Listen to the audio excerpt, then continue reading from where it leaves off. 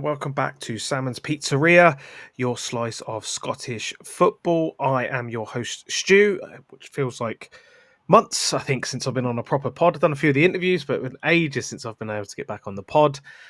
So, as I said, I'm your host. We'll go through all of the action from the Scottish Premiership weekend, and if we have time, maybe a quick look at the Scottish Cup draw as well. Delighted to say I'm joined by, more regular than me anyway, Nicola, our resident Dundee fan. Nicola, how are you doing? Yeah, I'm good, thank you. Amazing stuff. We'll jump into it. As I say, this pod was sort of put off yesterday and then almost put off again today by some late substitution. So we'll go through it as quick as we can and get everyone home happy at the end of it. So we'll start off with Hearts and Aberdeen. Nicola finished Hearts 1, Aberdeen 1. Aberdeen going ahead, of course, through Leighton Clarkson before a Nicky Devlin own goal levelled things up. I mean, just looking at this game, I watched this game and going through it, I actually thought Hearts were looking quite strong early on. Surprising, obviously, they've been quite far down there. They're rooted to the bottom of the table. Aberdeen absolutely flying, bar the hiccup against Hibs. Really thought Hearts were going to push on this one, and then the inevitable happens. They don't take their chances. Aberdeen go ahead, and it is shocking defending. Clarkson actually gets a chance from a cross. He's unmarked, misses, then it's recycled out, cross back in, and he's still unmarked, and then scores on the second attempt. So really poor from a defensive point for Hearts, but they do rally. They don't absolutely fold like you would have expected maybe them to do in recent weeks. Get themselves a goal back, and they leave with a share of the spoils. Do you think overall then Hearts will maybe be looking at this as a point gain, 2 points lost? Is it just take what you can get when you're down the bottom? Yeah, I think I know this story more than I'd like to admit, so I think it's kind of take what you get when you're down there. I think if you're going maybe on first half performance, they would maybe look at it like 2 points lost. But I think all in all, it's been the kind of the same old story for Hearts this season, and that won't take their chances and just aren't great at the back. So I think you've kind of, especially Aberdeen, like you say, who have been flying, they're still sitting up there in second place. I think it's probably a good point in the grand scheme of things, and then they're hopefully going to take that as a confidence booster going forward that they are able to compete with the best of the best at the minute. Yeah, absolutely. I mean, it's never been a nice hunting ground for Aberdeen, has it? Really, they do struggle at Tynecastle, and that run continued. In terms of Hearts, Lawrence Shankland, I think it's probably the time to have to talk about Lawrence Shankland. Where does he go? Where do Hearts go with Lawrence Shankland? Is it January? Do they look to get rid of him and move on? Because it looks clear now that he's not going to sign a new contract, and it looks as if he's absolutely done as a Hearts centre forward. I mean, for me, I mean, if you can get any money for him in January, I think that's your option. But I definitely think going into the transfer window, they need to look at least two strikers. I know they've got Liam Boyce there, but he doesn't really get much game time at all. And I think he's probably not the answer you're looking for either.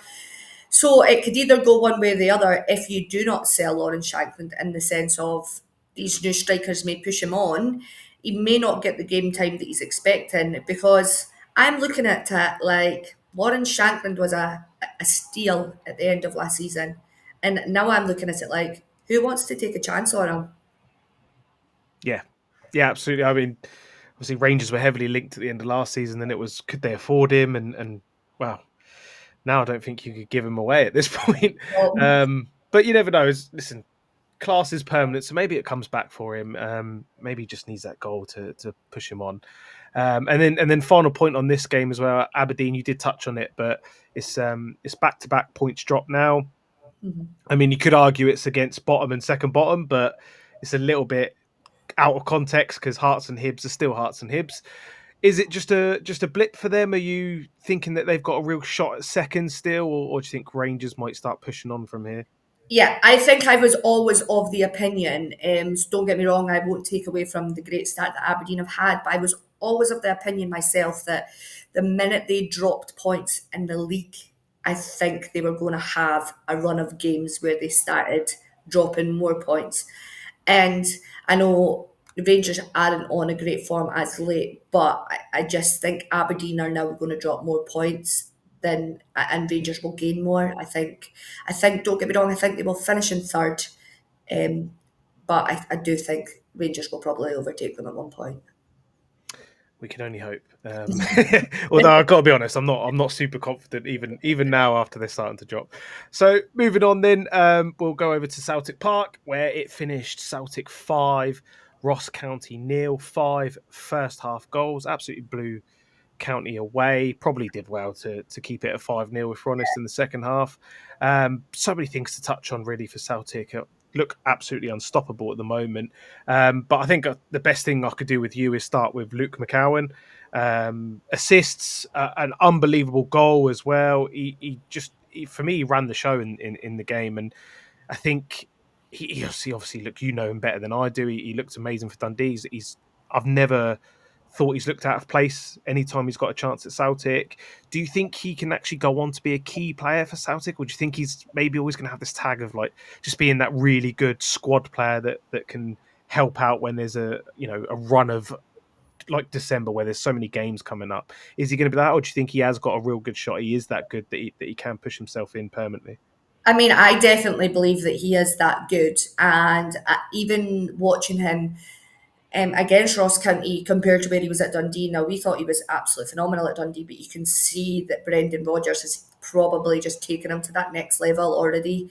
I do find it disappointing knowing that he hardly gets a run of games and he does just usually get slotted into the Ross County games or the teams that are lower in the league, because he definitely has the capability to be a great player for them. You know, I've had a lot of Celtic fans comment to say that they believe he could be the next Celtic captain once Callum McGregor hands up his boots, and I definitely think he's got that in him.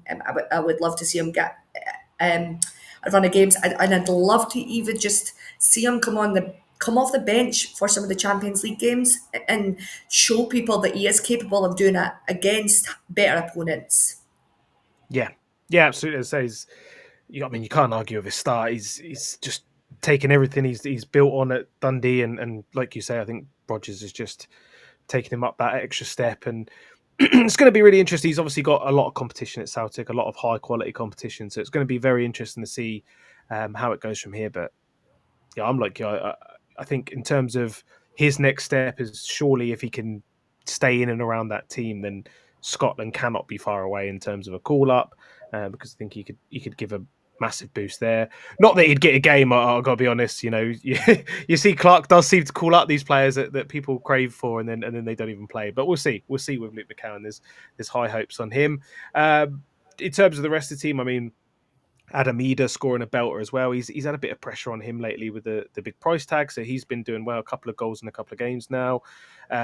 Morale so high, but Callum McGregor again, the captain, adding another goal. I don't know what it is. I mean, he's 32 now, and he seems this season that he's just decided to add loads of goals to his game as well. And obviously already the sort of the metronome in the midfield that just keeps things ticking. And he's just having an outstanding season already. And realistically, I mean, is there anyone that stops Celtic at all this season? Do you think there's probably a strong possibility that even this early another undefeated season could be ahead of us? Because and obviously there's Aberdeen away. I know that's going to be a big one, but where do you hurt Celtic? Because they're just not conceding goals and they're scoring so many at the other end. It just seems impossible at the moment.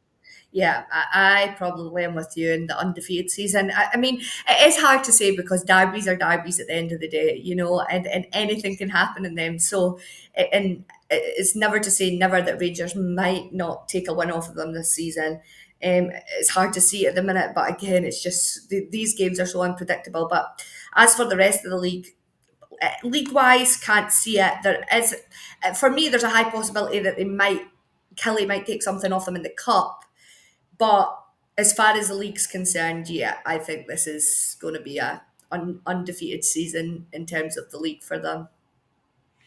Yes, it's not nice to say, but it's just the way you watch them. They just look so good at the moment. It's crazy. And then on to Ross County. listen, they're not going to worry too much about their results against the Old Firm. Obviously, the last time against Celtic probably stung a little bit, but overall, sitting in eighth at this stage of the season, they would have probably taken that at the start. The only maybe argument is they have got the fewest goals scored in the league, and the teams below them, obviously, there is St Johnstone, which is most people expect it to be out of them, but there is still Hearts, Hibs, and Killie all below them. It's not the ideal three teams you want below them because you're going to imagine at some point they'll pick up a little run each. So, how do you think County are seeing their season so far? Sort of a bit, okay, but looking over the shoulder type thing. Yeah, I definitely think I think it's probably a hit or a miss season for them at the minute. They've definitely been playing some good football at times. I think if I was a Ross County fan, I'd be looking for a bit more consistency from them. I mean, they signed obviously Ronan Hale in the summer, and that was meant to kind of replace Simon Murray's goals. And as you say, yeah, he has got a few, but they're the lowest scoring team. I think they definitely need to look for somebody that can link up with Ronan Hale and maybe provide him with those goals because he's definitely got them in his locker. I think if they could do that in January, I think they might find themselves just above that 10th place, keep themselves Yeah, safe. yeah. No, I think that's more than fair. I mean, January is well, we're in December now, so I think January is probably the time you're starting to look. I know you've got such a long run of fixtures in December, but I think teams are already probably putting an eye on to January. Moving on, then Hibs finally pick up a win this season or another win this season as it finished Motherwell 0, Hibs 3. A bit of a weird one. I thought this. Obviously, we only had the highlights for this one, and I'm sure any win is well received in Edinburgh, but it just seemed to me that these goals were very much preventable from Motherwell's point of view. I mean, the first goal in particular, it's obviously a cross. Keeper misses it completely, and Junior Hoylett taps it in. Second one, there's like a goal mouth scramble. Again, the keeper looks like he could maybe get his hand on that, and then doesn't manage to, and it's another goal. Motherwell, it's tough to even know where to look with them. They're one win in four now. They did have impressive early season form, which has put them in the top half of the table. But their next two games are Dundee and St Mirren away, respectively. So for Motherwell, if we look at them first, where do you see their sort of where they are right now? Because it's after such a bright start and Kettlewell getting a lot of compliments. We've even seen in our group chat, Gogsy sort of thinks he's a bit stuck in his ways at times. Kettlewell, he doesn't like change, and like I said, two tough games coming up against obviously yourselves and St Mirren. Yeah, it's a hard one because at one point I probably was tipping Motherwell for fourth or at least fifth. Um, Again, it's just such a lack of consistency. If you want to be a top half team, there needs to be a good period of runs of games. And coming into the December fixtures where it's just an absolute slaughter fest of games, this is not where you want your lull. You don't want to be coming out at the end of December into that January transfer window thinking, crap, now I need to get X, Y, and Z for my team. You'd rather be up there and thinking, okay, I'm quite comfortable. I could take somebody here or there. But yeah, I kind of I'm in agreement with Gogsy. I definitely think he is one of those managers that sets with his same formation, same kind of starting 11, and just refuses to tweak it. Mm. And that's just, I've always said stubbornness in a manager is what gets you in trouble. Yes, absolutely. Can't argue with that at all. And then on Hibs as well, they had to win. They needed a win from Yeah. somewhere. Out of form, out of confidence. It can be a very tough tie going to Fir Park, but they navigated it well. From here, they have to kick on, don't they? And I know some people have sort of pointed the finger at David Gray, and it's not. I guess you could argue it's a bit of a basket case at the moment in terms of a club, whatever, and everything that's going on there. But in terms of David Gray, I mean, if they don't kick on after a win, I mean, is time sort of coming up for him if they don't do it now, or do you think that he's got the job for the foreseeable in terms of they'll give him the time to turn it around and implement everything he wants to implement? I would definitely give him the time. I see. Having seen Hibs play, I think Hibs play good football, and I think it's coming down to luck for them or unluckiness, and that it seems to be individual errors that are costing them losses or sending offs that are costing them losses. I look back at last week when we played Hibs, and if Obita hadn't got sent off, I 100% would have said Hibs would have beat us. Hibs Mhm. looked by far the better team for the first 15 minutes. And even looking at them previously against other teams, they knocked the ball about well. I don't think it's a David Gray issue as such. I think they've just, don't get me wrong, I definitely think they need to recruit defensively. But going forward, they play some good football. I think it's just individual errors and lack of concentration that seems to be putting Hibs where they are at the minute.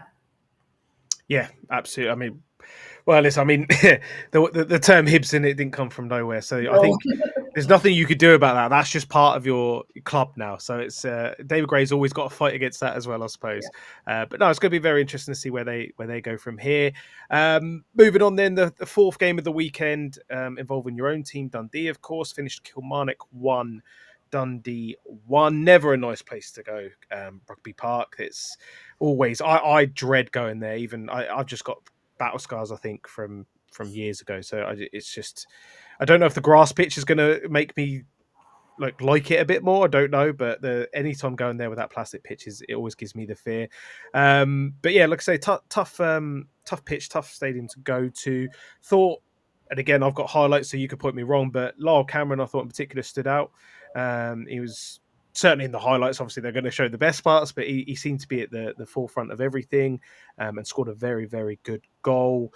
At 0-0 though, before that, Simon Murray does miss a Oh. chance. It's a little bit behind him, but I mean, the move was unbelievable, by the way. It was Mhm. unreal. Little quick interchange passing down the side. And you think of all people, Murray's probably going to turn that in somehow, but he doesn't in the end. How was this game then from your point of view? I see Derek McInnes sort of afterwards said from the stats he was disappointed that they didn't win the game. However, football's very, very rarely played with stats. You can look at them all day long, and I know from my own club that they mean nothing half the time. So, how was it from your point of view, seeing the 90 minutes? Do you think a draw was a fair result, or should have maybe No, gone one way or the other? Kilmarnock 100% should have taken the 3 points. Okay, he's right then. Okay, I'll give it to him. Absolutely got so lucky in this game. First 20 minutes, Dundee were by far the better team. They played down the wings, um, getting balls in the box. They used Finlay Robertson and Josh Mulligan very well. And then it was literally after Simon Murray's miss, it just all went to pot. It was just a disaster. Dundee were poor, like incredibly poor. And Lyle Cameron's goal definitely comes not from the run of from the run of play. So I was disappointed watching my team, and I definitely agree with Derek McInnes. They definitely deserved all 3 points. I think it boiled down to a combination of not great finishing on their end, and for all the criticism that I give John McCracken, he absolutely earned us that point on Saturday without a doubt. Yeah, he pulls off that big save towards the end as well, and then there was that sort of heart and mouth moment where it bobbles back towards the goal. He's wrong footed, and it just narrowly goes past the post, doesn't it? In terms of Dundee's December, then Motherwell next, as I mentioned, got to go to Tynecastle, got to go to Ibrox, Yeah. and got to go to St Mirren as well. Of course, Ross County come to Dundee. What sort of you got a sort of points total in your head that you're hoping for in December? How are you feeling sort of going into it? Yeah, I think I would I'm saying I would like 9 points at least. I reckon you have to be taking the 6 points from your two home games, and then Hearts, I would be disappointed if we didn't take anything from that game. But again, Tynecastle's such a hard place to go to, so it's kind of been hit or miss for us this season. I'm not expecting anything from Rangers, especially at Ibrox, and for as poor as Rangers may be, Dundee seem to never turn up when it matters at Ibrox. And again, St Mirren's just such a hit or miss team at the minute. Just don't know. It's just hard to call that one sometimes. But I definitely would be hoping for 9 points. I don't want to go into January thinking, oh, we're in trouble here. Yeah. That's the last thing we need. No, absolutely. And in terms of January, have you got any sort of positions that you think that are very much needed at the time? I mean, just when you look at the table, you're obviously hovering in that sort of sixth to seventh area, trying to get into the top half. Scored the third most goals in the league, which doesn't seem to be a problem, but obviously it's the other end that seems to be Dundee's downfall at the moment. Yeah, definitely defensively. I think we need to strengthen. I think we need a right back, absolutely, definitely. And I would like to see at least another centre half come in.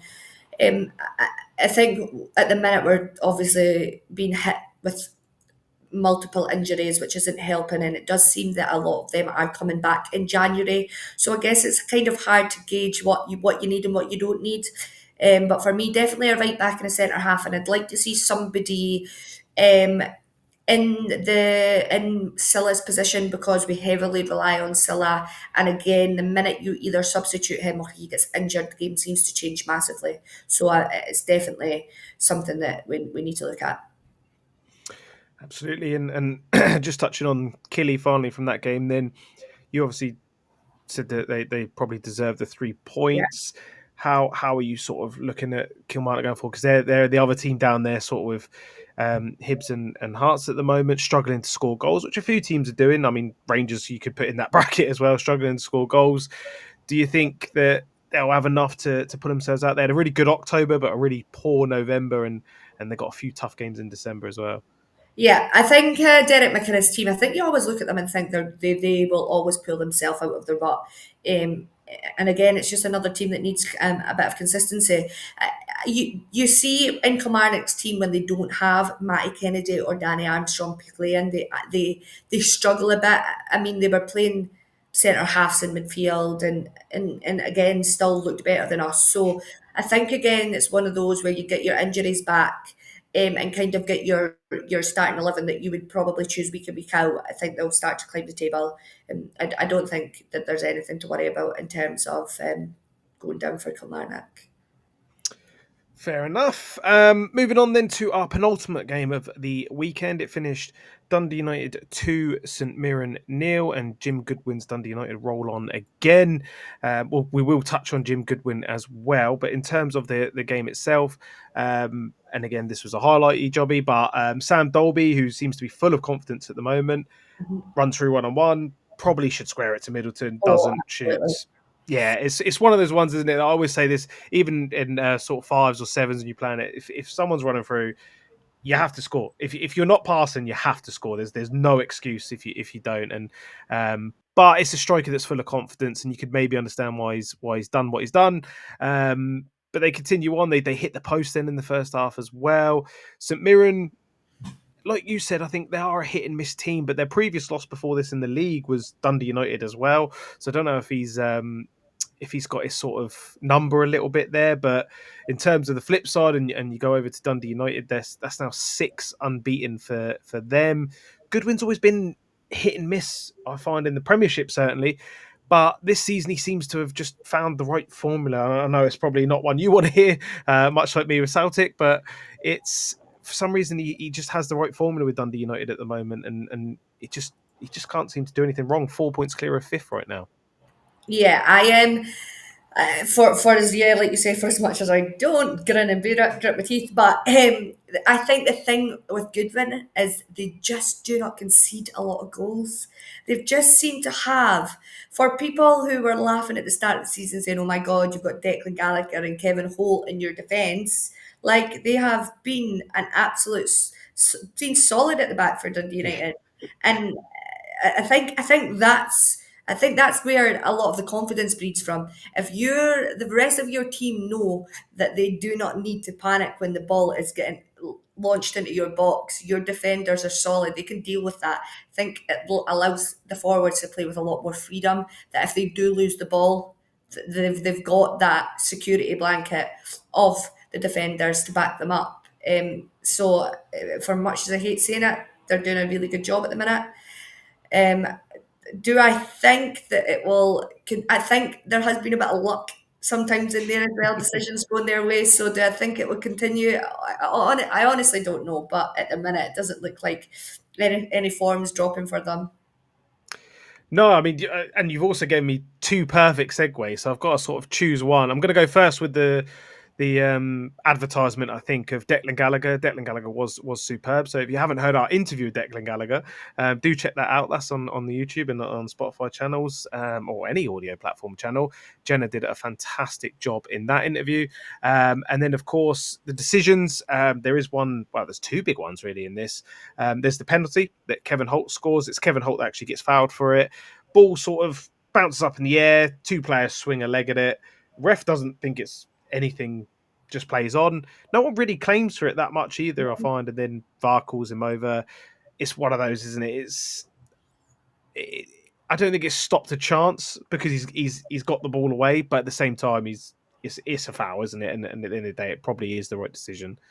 I think it's hard to tell. I think I'm up maybe of the opposite scale. I don't know if it's the right decision because I think it's so hard to tell if Holt kicks the St Mirren player first, is it Marcus Fraser, or if Marcus Fraser kicks Holt first. It's Mhm. just so hard to tell. It's just two players going for the same ball. I always believe in situations like that if the ref on field has a good view of that and has seen that and thought no penalty, I just don't think it's clear or obvious enough for VAR to get involved. And once the ref gets called over the monitor, 9 times out of 10 they're always going to change their mind. So I'm of the opinion that it's probably very soft because again, I just don't think you can tell who's kicked who first.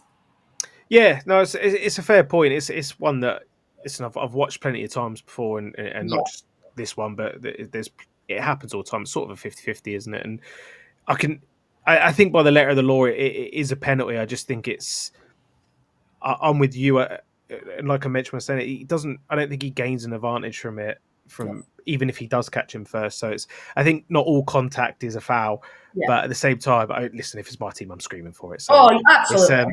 it's one of those, isn't it? It's one of those. Then there's still time for a second penalty in this game, despite that one coming with 10 minutes to go. Ball over the top. Marcus Fraser and Sam Dolby sort of jostling. This was a bit of a weird one for me because I think this is you can see Fraser's got a handful of Dolby's shirt to begin with, but you can also see Dolby sort of face palm, like rugby handoff in Marcus Fraser's face. So again, six of the one, half of the dozen the other, a little bit. But as soon as Dolby goes down, I think it was always going to be a penalty. If Fraser goes down first, maybe the ref goes the other way. I don't know. Um, Gives him the yellow. I mean, this touch on the penalty first. What was your thoughts on that decision? I'm of the opinion it's very soft again. See, for me, if that happens outside the box, I guarantee you 9 times out of 10 that's given for St Mirren as a free kick the other way. So, Yeah. but just because it happens in the box, they've decided, okay, he's got a hold of him, but maybe just a little bit more than he's got a hold of him. I think it's very soft. I don't think it's. I think it's one of those where if you're looking that the player is putting his body in front of the opposing player to gain that foul instead of actually going to look to take a shot on target. I think it's soft. Yeah, and then VAR gets involved again, and upgrades the yellow card to a red card. Again, this is one I found a bit strange because I can understand it because the double jeopardy rule is first off it's a goal scoring opportunity. The double jeopardy rule is if he makes a genuine attempt to play the ball. However, they're sort of jostling, so I don't think you can argue he's not making it. I don't know. The foul doesn't come from him making an attempt on the ball, but I think they're sort of where they're both going at it. That's one that falls into this sort of. If you had a Venn diagram, it would fall sort of in the middle of you know is it an attempt? Isn't it an attempt? Because it's not like some other penalties you see where they literally cannot win the ball and they just haul the player back or they wipe him out. It's sort of in that grey area of okay, it's not an attempt to win the ball, but it's not. I don't think it's an attempt to foul the player either. So it's. I think again, like maybe you mentioned before, the on-field decision maybe could have been enough, certainly at that stage of the game as well. Yeah, I got a bit confused, to be honest, watching the highlights as well. I wasn't sure if Matthew McDermott was getting called over to the screen to decide whether it was a penalty or not, and within that he's decided, okay, it is a penalty, and now I've seen it's a red, or if he was just getting called over to the screen to see if it was if it was just a straight red.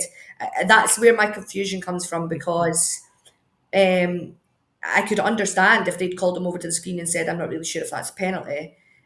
But again, letter of the law, goal scoring opportunity. It's one of those. It's definitely a grey area. I think, again, if it was your team, you're probably screaming for the red Yeah. card because it's last man.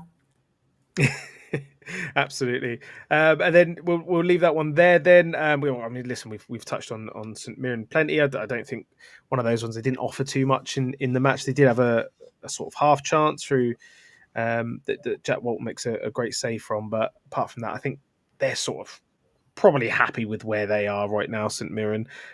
December's going to be a very interesting month there, like it is for a lot of teams. But moving on to our final game of the weekend, it finished at Johnston 0, Rangers 1.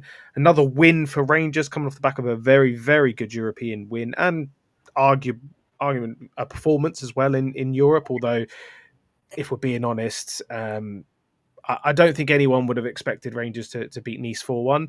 But at the same time, I can't honestly believe how terrible that Nice defense was. And listen, they were it was a patch job. They had a centre midfielder at centre back, and he had a disaster of a game. But I'm not going to dampen it too much because, as I say, the performance overall was brilliant. And even with players missing, you'd still expect a team fifth in the French league that haven't lost at home all season to be a lot better than that. In terms of Rangers in this game, then this was always going to be tough coming off the back of that.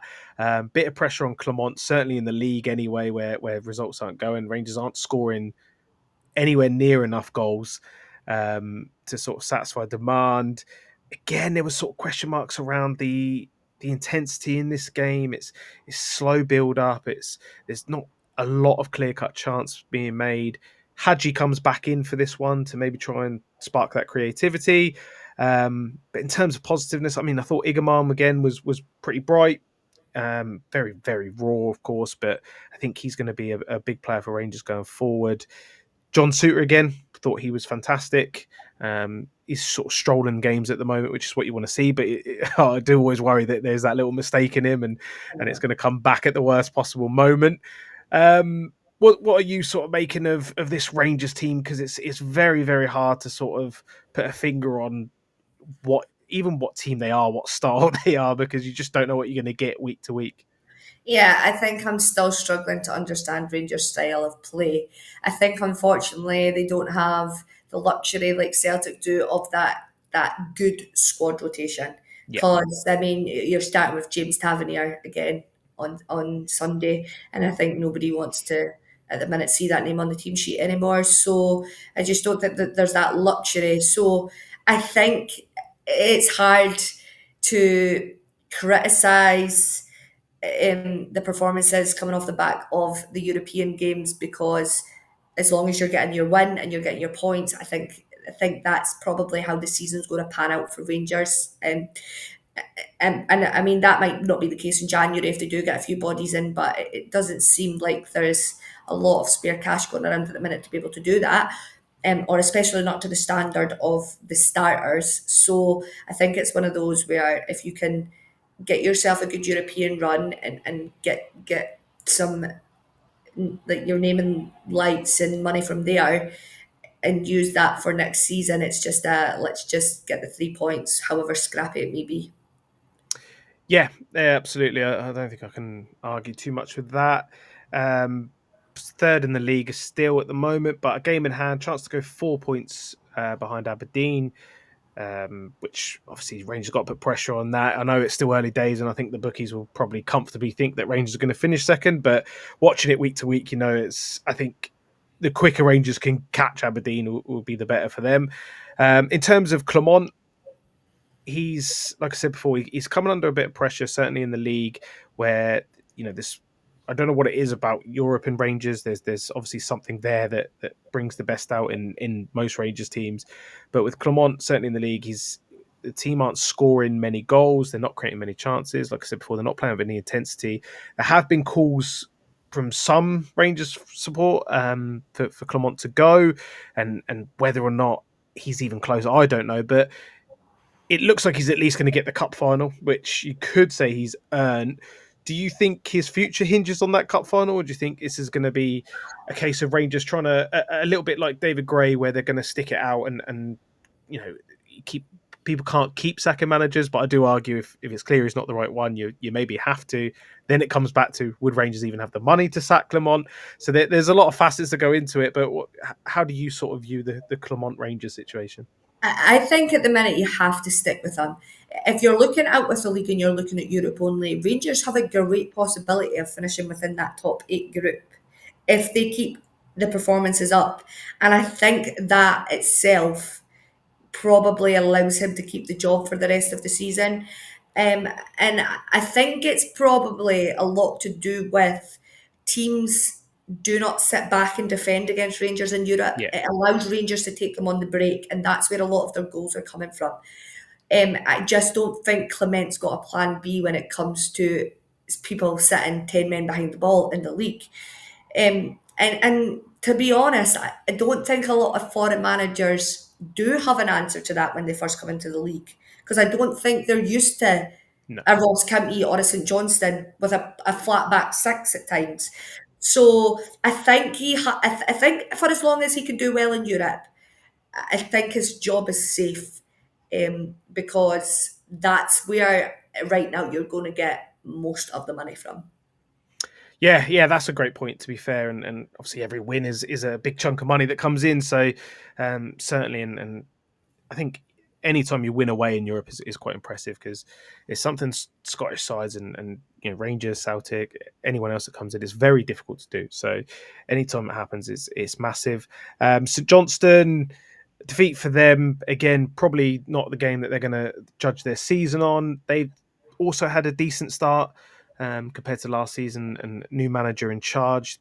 Definitely have a style now. The only thing I'd say about them is they're not getting battered by anyone, but they're just keep losing very narrowly, and you know you need to turn those sort of losses into draws and draws into wins. I always say, but they need to start finding points again from somewhere because we said it about Kilmarnock. We've said it about Ross County, but St Johnston literally only have Kilmarnock Hearts Hibs below them, and it's if they're not careful, very very quickly they could find themselves that bottom team and being cut adrift. Yeah, I don't think they've had the new manager bounce that they thought they were going to get. I think it's kind of been a bit hit or miss. And don't get me wrong, I think on Saturday, Sunday they played okay at times. I just, it's just hard to tell. It's like I think it's so hard when a manager comes in, like not even, obviously it's not been halfway through the season, but even comes in after a transfer window shuts and you're a little bit into the season and trying to implement his own style of play, and he's got players that were signed for a different style of play. I think it does take time, but if that doesn't click soon, again, it's another issue where you've been brought in to stop the rut, you to stop finishing within that bottom two spots, and is are you going to be able to do it? Because I think everybody probably at the start of the season has potentially looked at both Ross County and St Johnstone as those two teams that will probably sit in 12th and 11th. Yeah, I think that was pretty much everyone's predictions. But yeah, we'll see. As I say, December's always the fun month, isn't it? It's fun for some. Yeah. It's always a sticky month. It's always very very difficult. So we'll see how that goes. Final thoughts then. We just turn our attention to the cup. We're not going to go through any of the results because I know the other boys are currently recording a cup roundup pod for us. So that should be out on Thursday. But in terms of the cup draw. We'll start with yourselves then. The Dundee derby in the cup draw. I'm always sort of annoyed when you get the derbies so early in the draw. It's great for the cup. Don't get me wrong. It's great for the neutral. So it's great for me to see Dundee United play in the cup. But I always get frustrated when we draw Celtic so early in the cup and things like that. So how are you feeling about that draw? Were you hoping for an easier tie? Take it, go on a little bit of a run before you pull one of these teams out. Yeah, I think if you're lying if you don't say you would want a Fraser Brown or Clydebank, let's be honest with you. I think all of us were begging for Elgin because most of us need that ground to tick off our list of grounds we've not been to yet. But Yeah, cups are so different when it comes to derbies. It's just, because it's just 90 minutes and that's it. There's no 3 points. It's just, I'm kind of used to not getting very far in the cup these days, so I'm kind of a bit like, yes, bring on another derby. It's a great day out. Why not? And let's just see what happens. But 2 derbies in the space of 2 weeks is going to be fun. Yeah, absolutely. As I say, it's for the neutral. It's great. Obviously, a couple of other ties. I mean, you mentioned both of them really: Rangers, Fraserburgh, and Hibs, Clydebank. You're going to expect, obviously, the Premiership teams to get through there, but massive, massive paydays for the non-league team. So that's going to be great for them. Anything else sort of stick out there for you, or do you think it's sort of it's hard, isn't it, with the early stages of the cup because apart from these big games you get, everything else becomes a bit much of a muchness if you get me. Ross County, Livingston, maybe Livingston sort of surprise there. St Johnstone, Motherwell. That's the one you don't want. Like Dundee, you don't want the same league. I find, do you? You want to get a trip somewhere or the other. But yeah, anything you're seeing in terms of if you get through that you're already eyeing up for Dundee in the next round. Um, no, probably not. Let's be honest, because I think most of the teams that have been drawn, I think you're kind of looking at the favourites to kind of win. I think it's kind of a draw that's just like went out like that. You're Yeah, never yeah, going to expect Clydebank, Fraserburgh. You wouldn't expect Elgin to beat Aberdeen or Brecon to beat Hearts or. So it's just I don't know. I'd maybe take a hopefully Wraith beat Falkirk and I could take a Wraith maybe in there you the go. next round. That would be an upset because I don't think any team wants to play Falkirk at the minute. I mean, they're on such a run. They're a team that are absolutely probably going to get promoted this season. I don't think I want a fair, like, don't think I want to see how my team fare against them at the minute because they look really good. Yeah. You don't want to cause yourselves problem in the league afterwards, do you? With the confidence, it's and plus, any times we can pump more misery onto Callum, our resident Wraith fan, we take that at every opportunity. So Nicola, that will do us for that one. It's a bit of a quicker one, as I say. It's a few late dropouts, so we had to amend the schedule a little bit. But we hope you enjoyed this one, Nicola. Thank you very much for joining me for this roundup. No problem. And as I say, we've got the Scottish Cup roundup to come as well. So do keep tuned. We've got a massive surprise in December as well. So we're looking forward to announcing that. But that's the end for us, where another Scottish Premiership weekend down. We're now fully into December, fully into Christmas, and the Scottish Cup to come. Let's hope that Elgin can defeat Aberdeen and Nicola can tick off Borough Briggs on her list of stadiums. Thank you very much.